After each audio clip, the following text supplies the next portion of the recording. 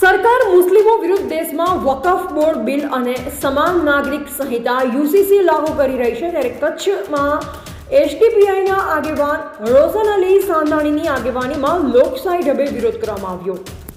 ભાજપ સરકાર દેશમાં મુસ્લિમ સમાજના નિયમ વિરુદ્ધ વકફ બોર્ડ બિલ અને સમાન નાગરિક સંહિતા યુસીસી લાગુ કરી રહી છે ત્યારે કચ્છ જિલ્લામાં પણ મુસ્લિમ સમાજ દ્વારા વિરોધ નોંધાવવામાં આવ્યો। ભાજપ સરકાર દેશમાં મુસ્લિમ સમાજની પ્રગતિ રોકવા માંગે છે અને સરકાર મુસ્લિમોની આઝાદી છીનવા માંગે છે અને સરકાર વકફ બોર્ડ બિલ લાવી વકફ બોર્ડની મિલકતોને જમીન ઉપર કબજો જમાવવા માંગે છે અને વકફની જમીનોને અદાણી અને અંબાણીને વેચવા માંગે છે તેવું પ્રતીત થાય છે। સરકાર મુસ્લિમોના હિતમાં કામ નથી કરતી પરંતુ દેશની જમીનને મોટું નુકસાન પહોંચાડી શકે તેવા બિલો લાવી રહી છે ત્યારે એસડીપીઆઈ કચ્છ જિલ્લાના પ્રમુખ રોશન અલી સાંધાણી વિરોધ નોંધાવતા જણાવ્યું કે દેશમાં વકફ બોર્ડ બિલ અને સમાન નાગરિક સંહિતા યુસીસીની કોઈ જરૂર નથી। આ સરકાર ફક્ત દેશને ગુમરાહ કરી રહી છે। જ્યારે દેશમાં બેરોજગારી અને મોંઘવારી વધી રહી છે, સરકારને લોકોના હિતો માટે કામ કરવું જોઈએ, ના કે અદાણી અને અંબાણી જેવા પૂંજીપતિઓ માટે કામ કરવું જોઈએ। સરકાર લોનના કરોડો રૂપિયા અદાણી અને અંબાણીને માફ કરી દીધા પરંતુ દેશના યુવાનોને રોજગાર આપવા કોઈ યોજના અમલમાં આવી નથી।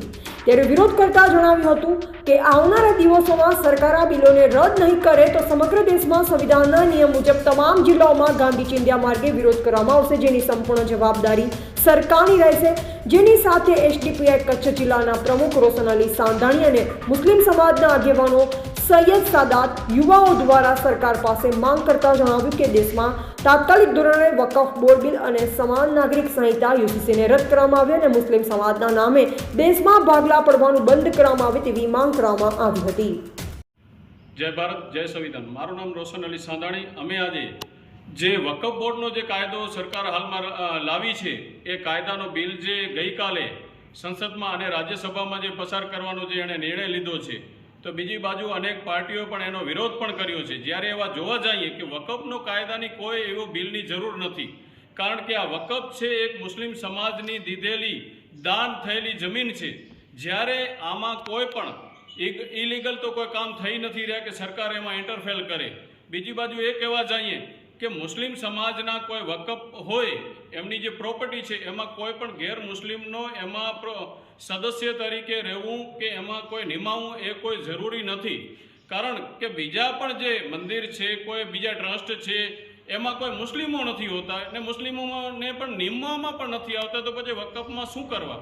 આનાથી સ્પષ્ટ થઈ રહ્યું છે ક્યાં ને ક્યાં કે આ મોદી સરકાર અત્યારે આ ભાજપ સરકાર જે છે એ વકફની જમીનને હડપ કરીને ક્યાં ને ક્યાં અદાણી અંબાણીને ક્યાં ને ક્યાં વેચવા માગતી હોય એવું પ્રતીત થઈ રહ્યું છે। તો આ સમાનનો કાયદી વાત કરી રહ્યા છે, બીજી બાજુ યુનિફોર્મ સિવિલ કોડ યુસીસી જેને કહેવાય તો એ પણ એ કહે છે તો બધા કાયદા ક્યારે એ 3 તલાક લઈ આવે છે, ક્યારે યુનિફોર્મ સિવિલ કોડ લઈ આવે છે। આ મુસ્લિમોને ક્યાં ને ક્યાં રંજાડવાની પૂરી કોશિશ થઈ રહી છે।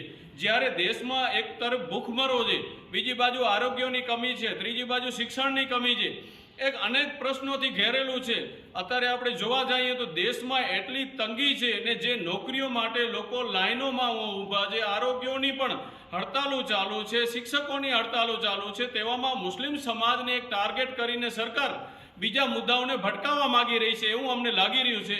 જેથી અમે આ કાયદાનો અમે સખ્ત વિરોધ કરી રહ્યા છીએ અને આવનારા દિવસોમાં પણ જરૂર પડશે તો અમે રોડ ઉપર પણ આંદોલન કરશું। જય હિન્દ, જય ભારત, જય સંવિધાન।